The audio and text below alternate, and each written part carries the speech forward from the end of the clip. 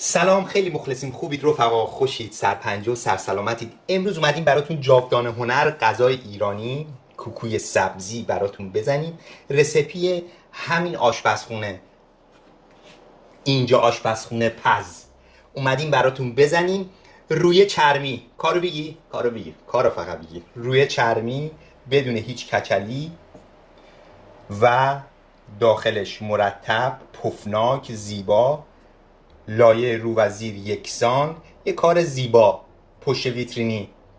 با گردو و اینا هم روشو پر نکردیم که سادگی کار به شما نشان بدهد جذابیت کار را. بزن بریم برای تهیهش. کوکو سبزی کچلی نداشته باشه، داشته باشه بنداز بره، واسهش مو بکار، من حالیم نیست. کوکو سبزی بر روش چرمی باشه. بزن بریم برای تهیهش. بریم میخوام چیکار بکنیم امشب. با ما همراه باشید. دوستای عزیز و گل، برای شروع ما 525 گرم سبزی داریم. سبزی ما چیه؟ سبزی ما تره، گیشنیز جعفری، شیوید، اسفناج و گل کلم. سبزی که من اینجا میزنم از هر کدوم 75 گرم که جمعاً میشه 525 گرم. سبزی که ما استفاده میکنیم سبزیمون فریزیه، بعد ریزم خورد شده. یعنی سبزی تازه اگه میخواید استفاده کنید حتما باید به ریز خوردش کنید که به اون بافت اصیلی مورد نظرتون برسید. بعدش ما میخوایم چیکار بکنیم؟ این گل کلم 75 گرم گل کلم رو میریزم توی اینم ریز خورد کردم من. البته ما خورد نکردیم، کارخونه خورد کرده. اینم فریزیه، ما میخریم. گل کلم آماده است، ریز خورد شده، خیلی خوشمزهش میکنه. اینجا من 2 تا قاشق غذاخوری آرد دارم. درجا اینو میزنم به سبزیجاتم. حالا چرا الان میزنم؟ به خاطر اینکه آب سبزیجات و هر چی که توی سبزیجات فریز شده ما هست جذب این آرد میشه درجا و حالت رطوبتگیر رو داره و خشکش میکنه. با آرد ما شروع میکنیم سبزیجاتمون رو قشنگ هم زدن. بعد از قاطی کردن آرد با سبزیجات من اینجا میخوام یه قاشق سرخالی شنبلیله خشک دارم و به اندازه یه قاشق غذاخوری شوید خشک که این طعم خیلی خوبی به کوکومون میده. شنبلیله رو زیاد نزنید چون که تلخش میکنه، بوش زیاد خوب نمیشه، تلخیش میزنه بالا. و شوید خشک که تو هر چی میزنی قوقا میکنه، مخصوصا تو این اون حالت بوی نوستالژی کوکو سبزی میزنه بالا. پس شوید خشک و شنبلیله من قاطی کردم. اینو من خودم کشف کردم. ادویه‌ای که خودم میزنم تو کوکو سبزی ادویه مخلوط پلویی مارک گلها، اونایی که تو ایرانم بخرن بزنن تو کوکو سبزیشون، خوشمزه میکنه. این اصلا تبلیغی نیست. من رفته بودم از ایران اینو خریدم و امتحان میکنیم، خوشمزه شد. بزنید اگه داشتید. به اندازه مثلا نصف قاشق چایخوری.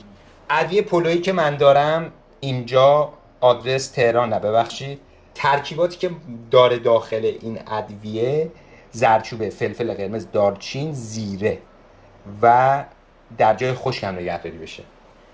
بریم سراغ نمک که خیلی واژه مهمه تو کوکو سبزی. همه میدونن که کوکو سبزیشون یه زمانی خیلی شور شده، نمک دستشون در رفته. کوکو سبزی تنها غذایی که به صورت ناجوان مردانه یه دفعه شور میشه.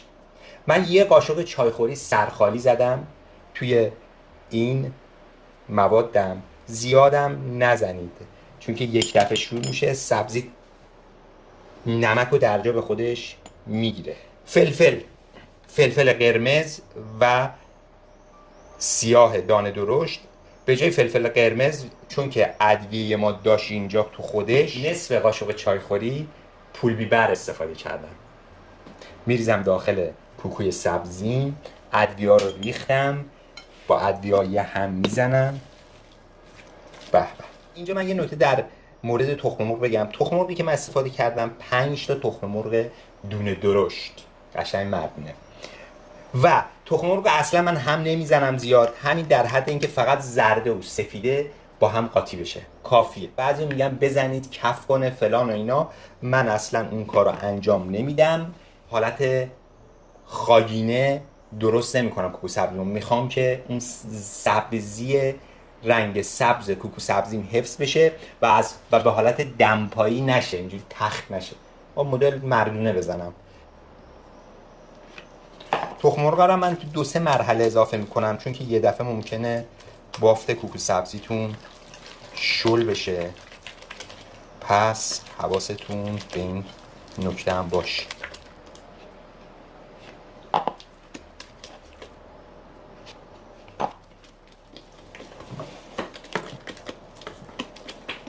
خب اینجا من یه قاشق غذاخوری ماست ترش دارم. میتونید از ماست پرچربم استفاده کنید.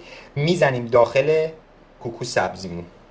حالا این ماست دلیل داره یه قاشق. آقا یه قاشق مگه چی کار میکنه؟ چرا میزنن؟ برای بافتش میزنن؟ نه، برای این میزنن که این حالت اسیدی که در داخل ماست هست باعث فعالسازی بیکینگ پودر بشه. اینجا من بیکینگ پودر دارم، یه قاشق چایخوری میزنم داخل مایه کوکو سبزی و تمام، و شروع میکنم هم زدنش.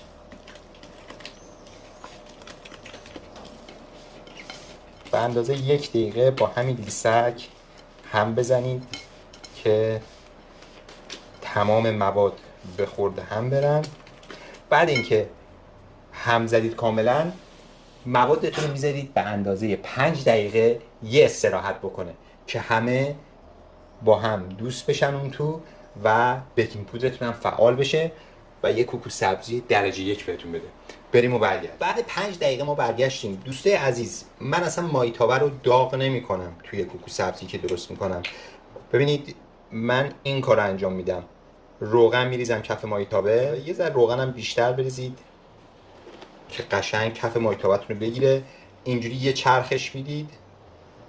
وقتی که به دیوارا رسید، مایتابه‌تون رو به این صورت دست پینگ چرخوندید. الان چیکار میکنیم؟ مایه رو میریزیم توش. بعد از اینکه مایه ریختیم، کاملا اینو شروع میکنیم صاف کردن. یه نکته دیگه که من میخوام در مورد صاف کردن بهتون بگم، وقتی که میریزید همه جاشو دقیق کنید و یکسان صافش کنید. این بغلا ممکنه که یه ذره دستتون خط بخوره و خوب صاف نشه. با یه لیسک کاملا این بغلا رو هم صاف کنید. میذاریمش روی اجاق. اجاق ما روشن نیست، الان تازه روشنش میکنم. روی دمای متوسط به سمت بالا میذاریم تا روغنمون به جلیز و ویلیز بیفته. ببینید دوستای عزیز، روغن ما به جلیز و ویلیز افتاد. این وسطش هم شروع کرد به حباب زدن. من الان دمای اجاق رو میارم به روی متوسط به سمت پایین و درش رو در جا میذارم و میذاریم تا روش هم کاملا بگیره. بعد کار داریم باهاش. بریم و برگردیم. دوستان برگشتیم بعد از 20 دقیقه و روی کوکوی ما کاملا خودشو گرفته. به به. و من با یه همچین لیسکی دور کوکو رو یه آزادسازی میکنم. تمام، خیلی راحت، نترس، جنگی. بعد از اینکه دورشو جدا سازی کردید، یه بشقاب من میارم همیشه. روش کاغذ آلومینیومی داشتید چه بهتر، راحت‌تر لیز میخوره. میذارید روی کوکوتون رو ببینید تاپ برمیگردید.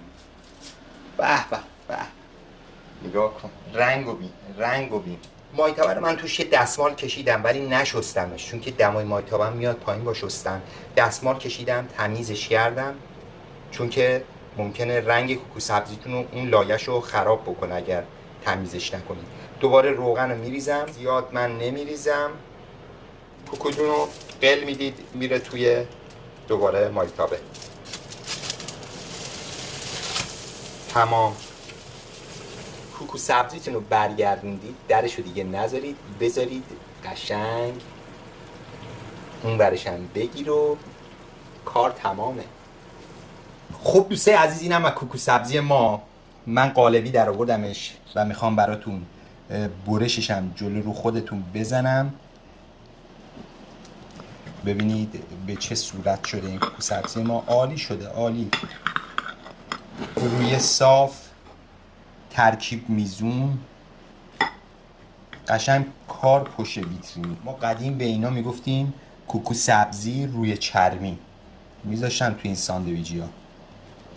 اینم از کوکو سبزی ما. رو ببینید چقدر قشنگ و یک دست، لایه‌ای که بسته چقدر یک نواخت و قشنگ، پف سبزیجات یک نواخت و زیبا و حرفه‌ای.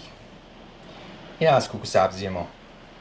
میره داخل بشقاب و ما بریم برای خوردنش. بسیار لطیف و خوشمزه. و من از این برنجم یه ذره بردارم. به سلامتی همتون.